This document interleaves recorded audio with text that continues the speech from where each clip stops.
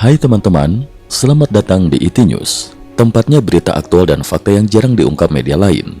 Yuk dukung kami dengan cara subscribe, like, komen, dan share, supaya lebih banyak orang tahu apa yang sebenarnya terjadi.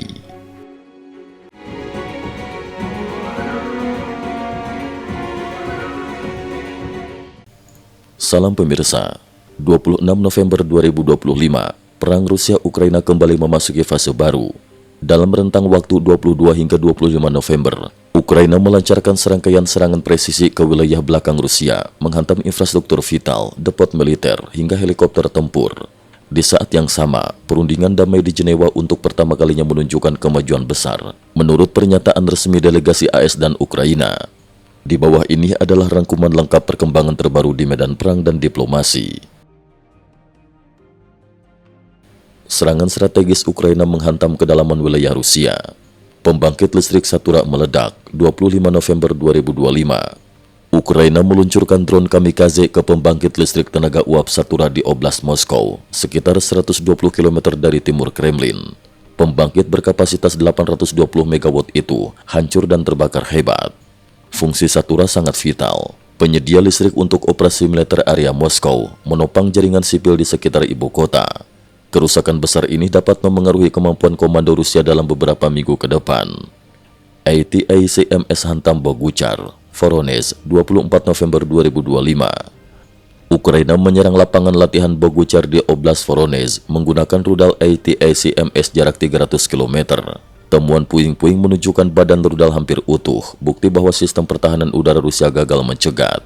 Dengan dihapusnya pembatasan barat terhadap serangan Ukraina ke wilayah Rusia mulai awal November, Ukraina kini dapat menyerang Voronezh, Belgorod, Kursk, Bryansk. Rusia terpaksa memindahkan banyak sistem pertahanan udara ke area belakang, melemahkan perlindungan garis depan.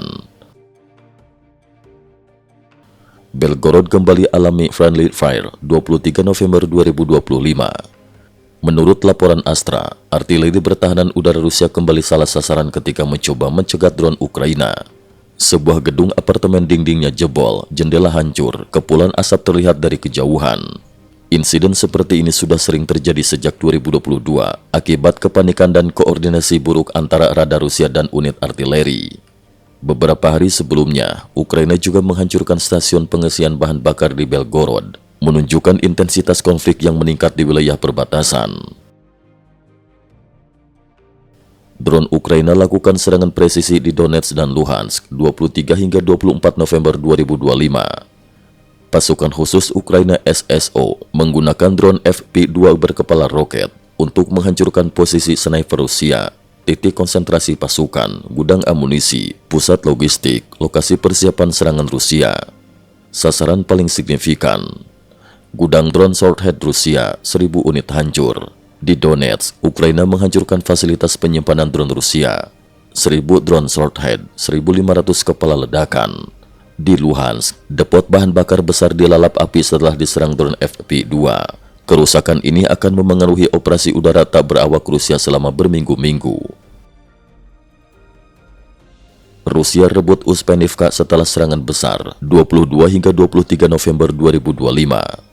Dengan memanfaatkan kabut tebal pagi hari, Rusia mengerahkan 40.000 tentara serta lebih dari 400 tembakan artileri per hari untuk menembus garis pertahanan Ukraina di Zaporozhye. Hasilnya, Rusia maju sekitar 8 km, merebut desa Uspenivka di sisi barat Sungai Korni.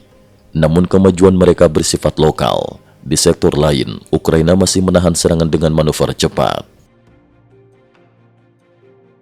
Serangan FP2 Ukraina lumpuhkan infrastruktur Rusia di Crimea 24 hingga 25 November 2025. Ukraina melancarkan serangan terkoordinasi terhadap pabrik kimia Krasnoperekovsk, stasiun transformator listrik, 2 hanggar drone Orion di pangkalan udara Kirovsk, depot amunisi di Horlivka dan Dovzhansk.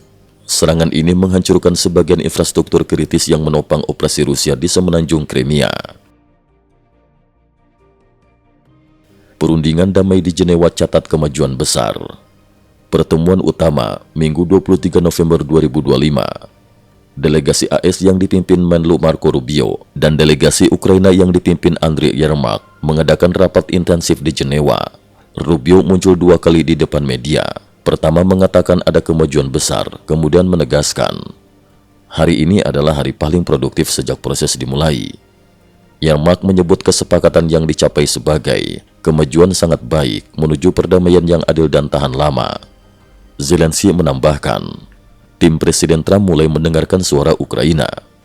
Yang menarik, Rusia tidak diundang pada pertemuan ini. Rubio menyatakan Rusia tetap harus memberikan pendapat sebelum keputusan final.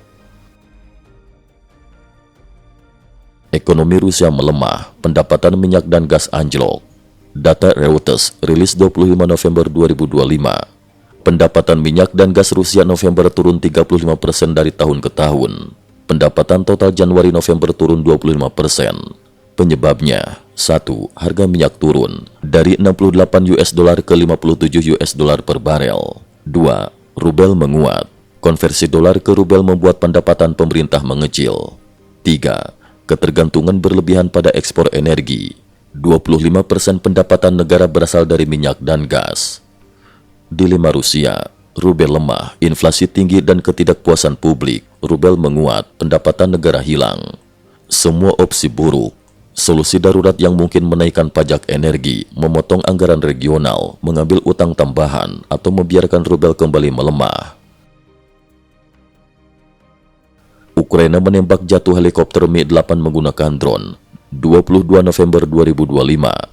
Pada 22 November, Ukraina mencapai prestasi belum pernah terjadi dalam sejarah. Drone FPV jarak jauh menghancurkan helikopter Mi-8 Rusia di Rostov. Rekaman 25 detik menunjukkan drone mengunci target, mengejar helikopter, menabrak titik vital, menjatuhkan Mi-8 tanpa kesempatan lolos. Harga Mi-8, 6 juta US dollar.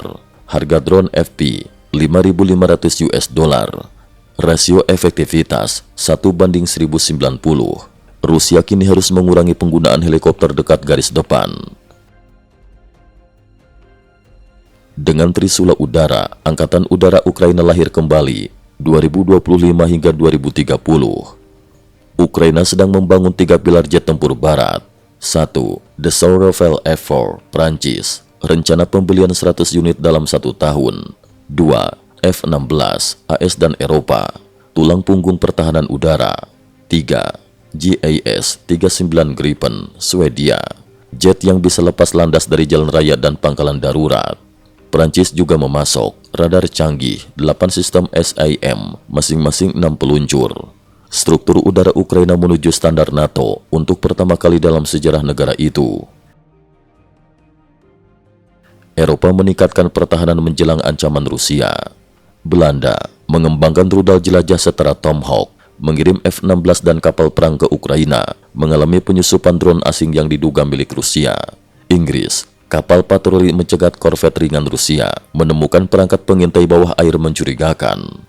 Finlandia dan Polandia menggelar latihan North Hand Strike akhir November 2025, melibatkan 2.500 tentara, 500 kendaraan tempur, langsung di dekat perbatasan Rusia. Sinyalnya jelas, Eropa bersiap untuk eskalasi jangka panjang. Kesimpulan utama, 1. Medan perang berubah dramatis, Ukraina berhasil menyerang jauh ke wilayah Rusia. 2. Ekonomi Rusia sedang melemah, terutama sektor energi. 3. Perundingan damai mulai bergerak, namun masih panjang dan Rusia belum duduk dalam meja pembahasan. 4. Ukraina sedang membangun kekuatan udara paling modern sejak negara itu berdiri. 5. Eropa mempercepat persiapan militer, menandakan konflik berpotensi meluas. Cukup sekian dulu, terima kasih atas perhatiannya.